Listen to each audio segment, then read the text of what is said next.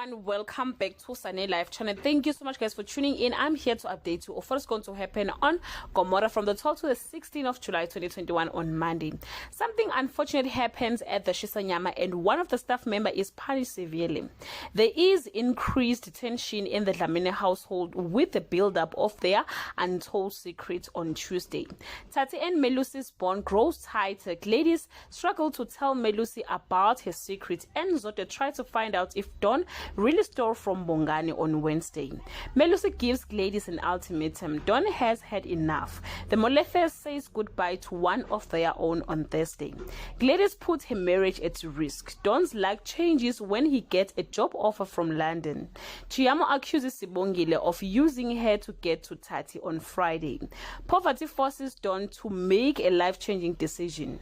An old secret might end Melusi and Gladys' marriage. Sibongile does something she's ashamed of.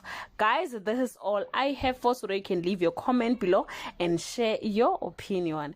Bye.